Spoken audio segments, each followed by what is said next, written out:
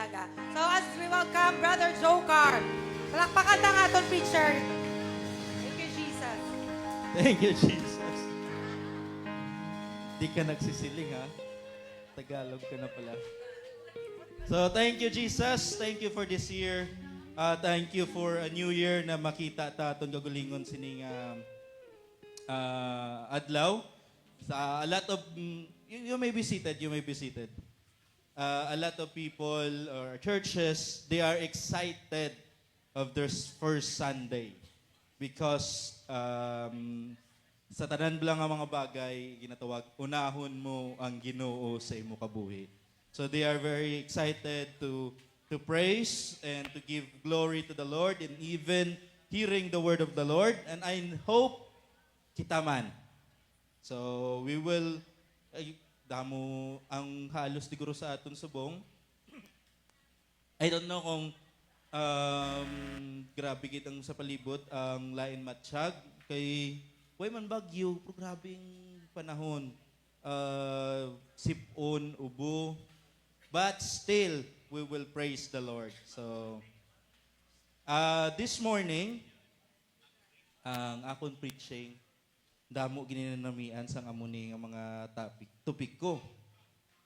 Ano ni kuno ng tema sang halos. But let us go to the Word of God. Let's open our Bible on Philippians chapter 3, verse 13. Sila niya di, Brethren, I count myself to have apprehended. Sino ko to? But this one thing I do, forgetting those things which are behind and reaching forth unto those things which are before. So before we continue this preaching, magkaon ta kuno mo, antes ka magkaon mga muyo. So makaon ta sang pulong sang Ginoo. So let us pray. No need to stand. Just stay in your seats. So Lord Jesus, thank you for this day, Lord. Thank you for your word. Thank you for the food that is ginoging kanon sang amon kalag. Lord Jesus, I ask of you, Lord, visit the service with your spirit. Anoint my lips with clay, Lord, that every word that it will be an edification, a strength for each and every one, Lord. Aligning ourselves para sa imo will, Lord. Aligning ourselves, Lord. Cleansing us with your word. All these things we give you glory and honor. In Jesus' name we pray. Amen and amen. So the title of my preaching this morning, Moving On. O, diba? Damo. Pero meaning, tema, moving on or move on. Kisa budlay ko nung mag-move on, kaya the heart wants what the heart wants. Ang kabudlay batuan ang tagipuso. Pero hindi ko din mag-deal yan sa mga love life. Ang focus ta is moving on or moving forward in our relationship with the Lord or our walk in the Lord. In order for us to grow, we must move forward. In mga bagay, hindi ka magtubo kung hindi ka mag-move forward. There are three that I know nga constant sa kalibutan. First, ang pinaka-constant, kapalo naman ka muna, is change.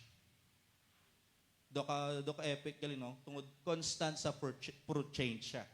So that is the one of the constant things in this world is change. The other one is the Word of God. Because the Word is eternal. So it never change or it is really fixed na sa. So constant sa. And the other one is Jesus, which is our God. Because siling sa Bible, Jesus is the same yesterday, today, and forever. Now, we preach, thank you Jesus, if magpagamit ka mo sa hilikoton sa Ginoo, because we cannot do things if we don't move forward. Diba? So we preach about the kingdom being born again. Diba? Siling ni Jesus, except a man be born of water and of the Spirit, he cannot enter into the kingdom of God. But moving forward is also a requirement in the kingdom. Paano tamambal nga moving forward? Dapat required sa kingdom. Let us open our Bible on Luke chapter 9, verse 62. The last verse of Luke 9. And Jesus said unto him, no man having put his hand to the plow and looking back is fit for the kingdom. Yes, may ligid ang tao magbalikit. But ang gusto sa Ginoo sa aton is we have to move forward. Kabalo ka mo sa kalibutan, damo mga bagay na nagkaladula because they don't move forward. They don't press for change, for development. Tagahanda ka mo mga lista. One is, kung kapati ka mo sa Blockbuster. They did not adopt streaming, online, rentals. Napirde sila, ging offer na sila dapat ang Netflix. So wala ilang sa pack. So now, grabing expansion sa Netflix. Gisaway nagabasa ang tao Bible, Netflix na lang. So grabing expansion sa Netflix. But ang pinasi na ka before, or ang iya na predecessor, is Blockbuster. Hindi na kitanon.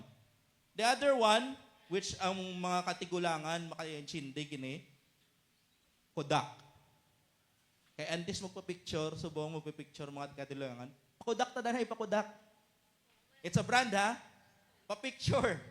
So, ang Kodak, hindi na mayo kitanon. Nga, invented digital photography but did not shift to business model in time. Wala sila nag-shift kundi go ang direction sa photography. So, subong ang Kodak, I don't know kung may mga ga-exist pa, but I think mga vintage na ang Kodak. The other one, Nokia. Nokia.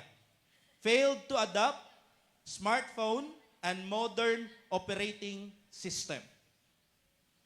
Wala na sila, nagtinira lang sila tungod. At that time, 2000, I think, early 2000, ang Nokia, grabe, maka 3310 ka na. Ang tao, grabe, 3310. So, nung banggarano na, kamahal na, may kaya na. But, nag-stop sila sa growing forward or moving forward. The other one, BlackBerry, stuck with physical keyboards and enterprise focus while consumers move on. Naiwan ng panahon. Ang kanami sa una sa BlackBerry, I think gi-adapt na sa iPhone ang BlackBerry message, gi-adapt sa iPhone to iMessage. I think subong nag-adapt man ang mga smartphone, I don't know ano mga phone nga nag-adapt sang ila mismo. But the first nga nag-ubra sina is ang BlackBerry. Trivia. Sa mga bata, I don't know kung kabalo pa kamuni, Toys R Us. Halos subong nag-close na ang Toys R Us. Nga, failed to modernize e-commerce and compete with Amazon. Subong halos mga tindahan, especially mga products, gabatsyag sila because of online selling. So, e-commerce. Nagwa ang e-commerce. Next, MySpace. Sino nga kaagi pagagamit MySpace? Hindi ta mag-WhatsApp kay babalaan gid sa aton edad. Did not evolve user experience and lost to Facebook. Perde sa Facebook. Facebook, I think nag-spike lang ang Facebook 2009, 2010. Diba? So, but before that, may arat na MySpace. The other, Yahoo. Sa una, grabe ang foundation sa Yahoo. Ang Yahoo daw, pag open mo internet, Mozilla Firefox, Yahoo daw yung gagwa. Yahoo Mail, mga tigulang. Gis amin, dito sa mabalaan mong tigulang paged kay nag-ubra Facebook ang ila username at yahoo.com. Kaya nag-migrate na mo halin halin sa Friendster to Facebook, ang ginagamit nga email Yahoo. So mabalaan mo ang mga medyo magtigulang na, biskan hindi mo na need maglantaw pa sa ila tsura, sa ila mismo email address at yahoo.com. Sa ila username sa Facebook. So yes, those are the things sa kalibutan. Though little trivia lang na. Nga nag-stop sila to exist or either nag-back down sila, hindi na sila mayo sa lapakon because they failed to move forward. Ang tao bigis usually they like to stay in the past. Permigat iner sa past, it might be a past glory or past shame. Gisa hindi ka man ka move forward mo kay amo ko nisang una. Hindi ka naman ka-develop kay amo na ko niya sang una. It's either it's a past glory or a past shame. That's why we don't grow. Sa kingdom sang Ginoo, we have to focus on growing. Siling sang Ginoo in Isaiah chapter 43 verse 18 to 19. Machil-chill lang ta subong nga Domingo. Yeah. We will glorify the Lord and we will try to encourage ourselves. 43. Remember ye not the former things, neither consider the things of the old. So pag palipatan lang history, in history we learn. And then we don't stay on that history. That's why gintawag na sa gani, history.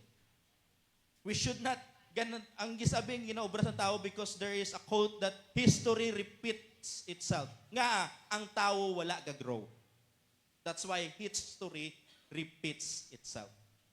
So silinga day on 19, behold, I will do a new thing.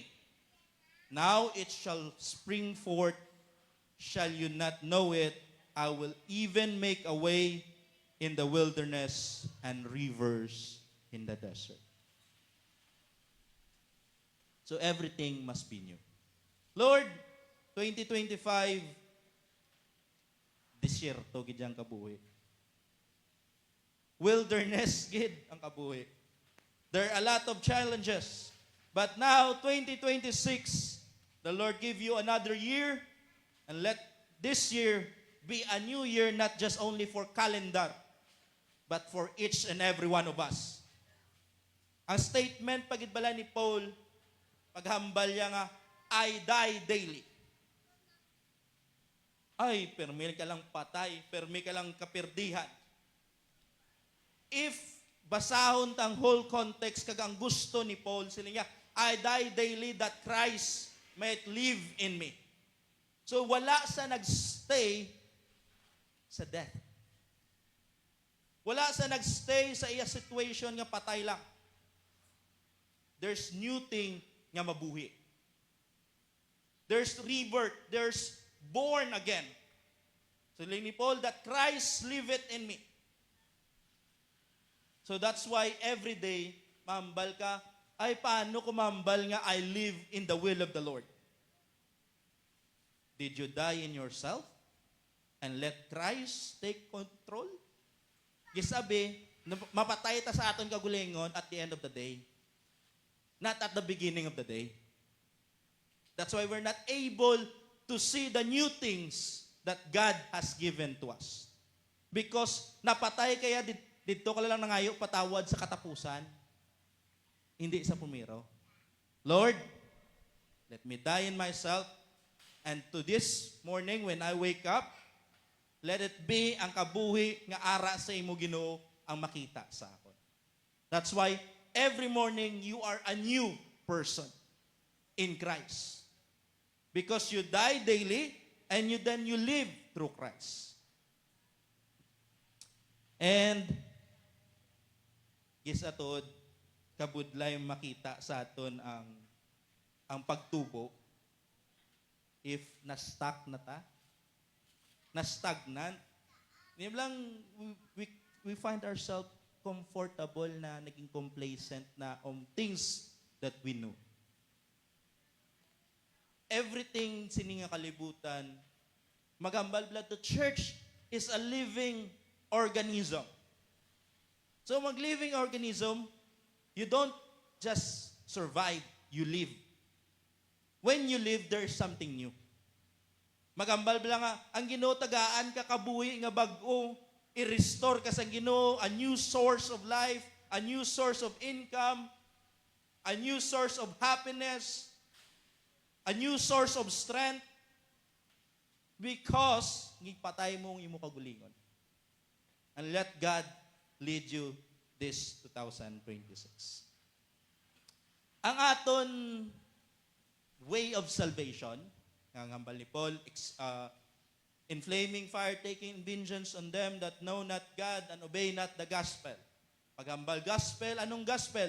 Death, burial, resurrection. That's also a moving forward action. Paghambal ya repent or death, napatay sa iya sala, wala da sa nagstay. Gilubong sa. Baptized in Jesus' name, pero wala man sa nagstay, gilubong. Na-resurrect ang Ginoo. That's why you have to receive the gift of the Holy Ghost. So moving forward, everything yung ginaubra tadi, moving forward. The Great Commission sa Matthew 28:19, ano ang first word? Go.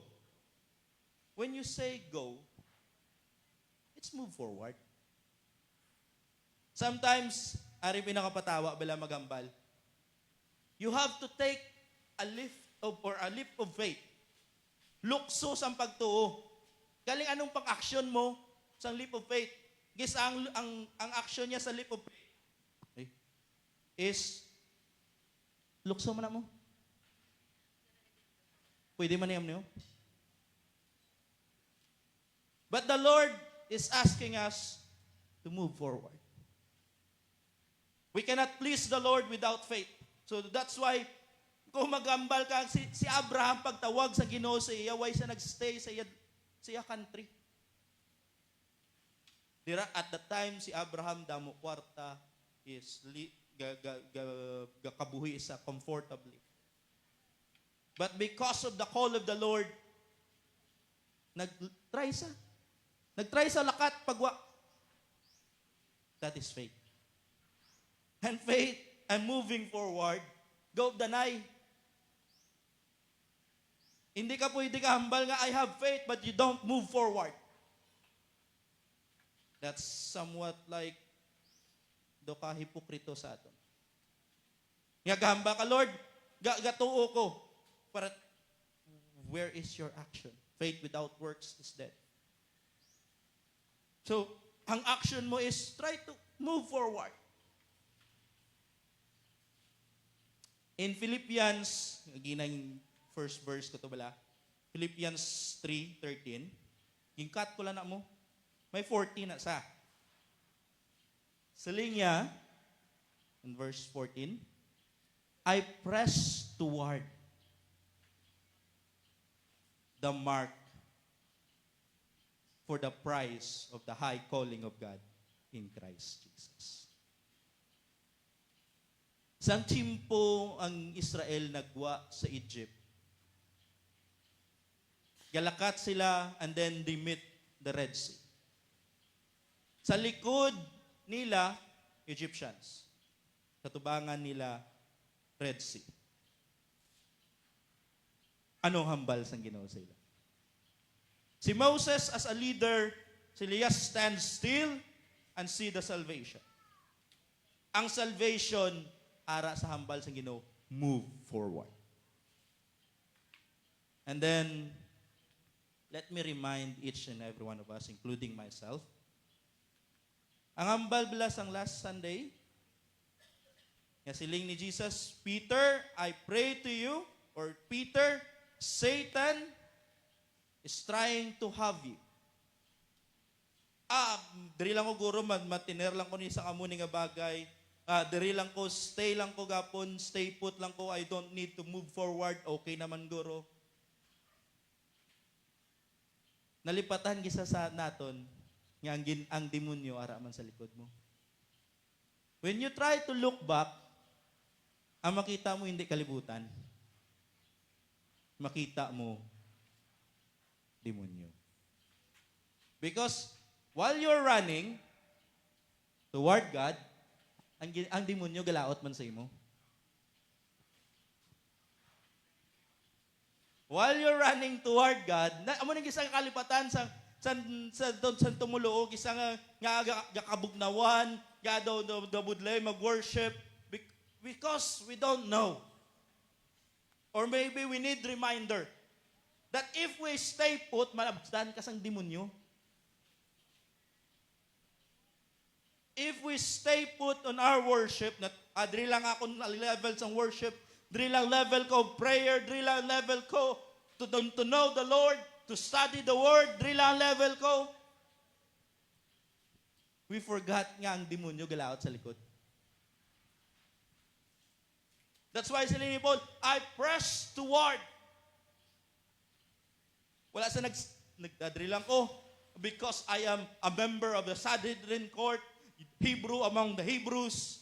I know the law back and forth for front page and back pages. But sila ni Paul, I press toward. It is easy for us to move, for the church for the ministry to grow, to evolve, if every one of us has the concept or a mindset of moving forward.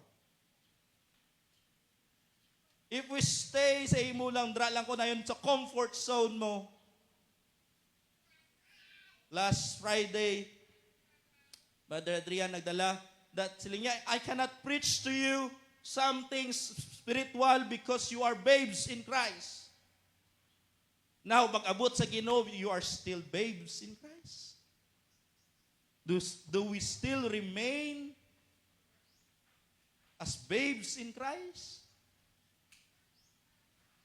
Siling sa Ginoo, ako magakwa sa akon church, blameless, perfect. Let us go into perfection. Wala ko naging kwa, because that is our main goal always. We are saved, but we don't stay being saved. We have to move forward. Ang tanan nga bagay, ang kalendaryo ga-move forward. Ang oras ga-move forward. Ang mga bata gatigulang, except na lang kung ikaw, yan the conspiracy of Benjamin Button, nga nagliwat siya ang relo. Hindi man tanak guro mo na. Every year, gaduga ang life. Every year, gasaka tanan, pati balaklon. There's development. Now, let us ask ourselves, Lord, anong development nga ihatag mo subong nga tuig sa akon? That I have to move forward. Maabante ko Ginoo. Sa soldado, kung magpuli ka sa inyong balay, biskan may gira, may AWOL status ka. You are a coward. Now we are the soldiers of the Lord.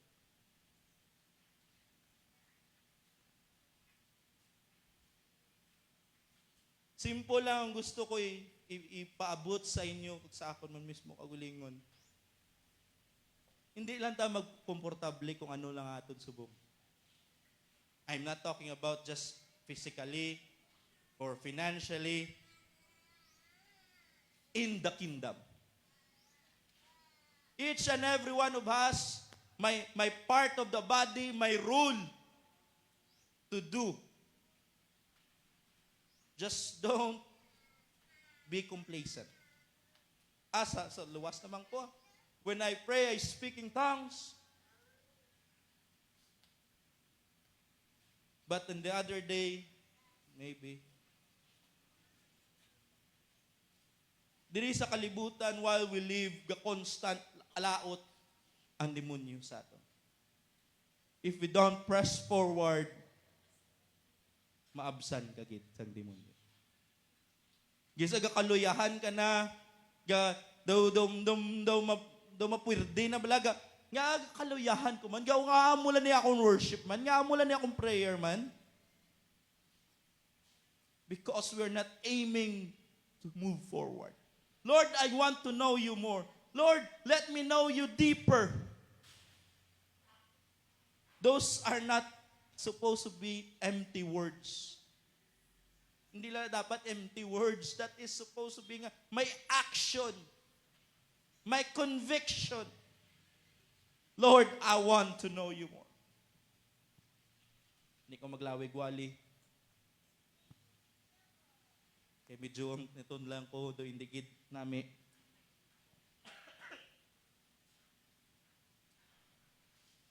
The Lord is trying to put us on a new horizon. The Lord is trying to put you on a new level. A new horizon. Galing amuning ginabutang sa Ginoo sa imo. Kung hindi ka mag-move forward, ari ka lang hindi mo makita ang will sa Ginoo.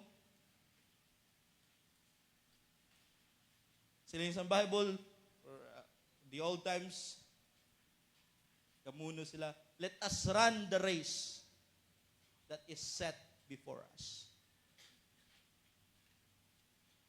Wala tagambal, jog in place, run in place.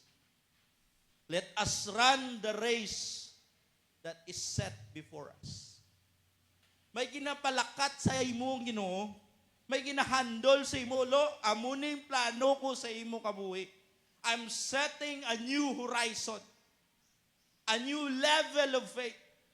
A new level of dealing sa imo. But if we don't move forward, dali lang po, steady lang po.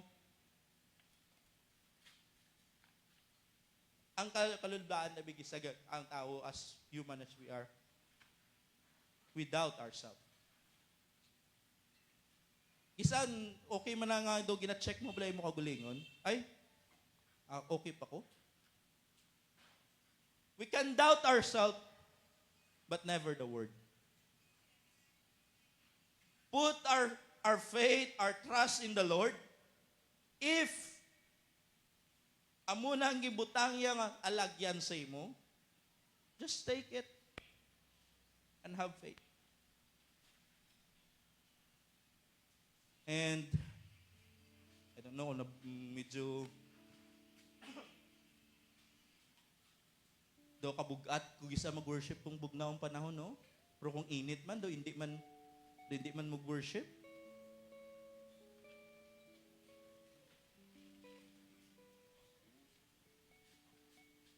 Our worship, our walk with the Lord is not seasonal. Nga pa-feel lang. Once again, let me remind you, if ikaw nga Kristiyano, nagpundo, nag-stop sa imo panglakaton, sa imo dalanon, sa imo pagdalagan, just remember, Satan is trying to have you. Amo na ganing ambal sa Bible, wala sa nahadlok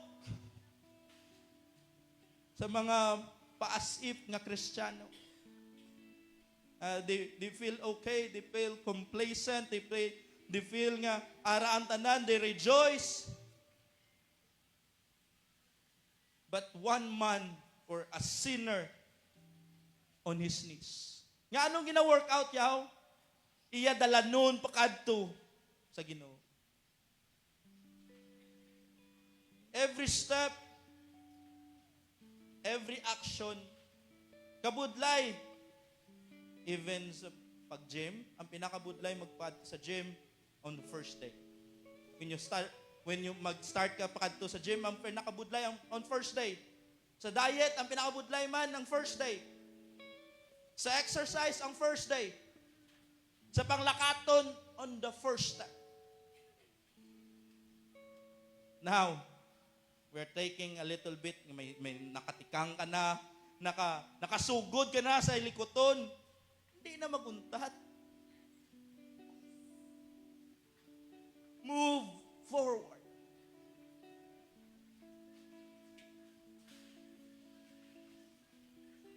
In this life, maybe there will be wilderness. Maybe there will be desert. Ara ka sa bottom low, sa imo kabuhi. Ari ka sa corner. But remember, sang Isaiah kagina, there will always be a way in the wilderness and rivers in the desert.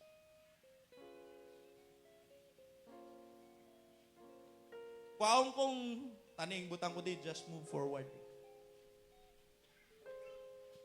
Isa pa ko gali ka company. Yan nalipatan niyambad. Before Michael Jordan and Converse dako-dako, they are the top of the line shoes. Subong niya. Hindi ka na mayo kita Converse. Ara pa sila. Right now, ang number 1 shoe ng ginagamit sa NBA, Nike or Nike. What's the tagline of Nike? Let me hear that from the people of the Lord. Anong tagline sang Nike?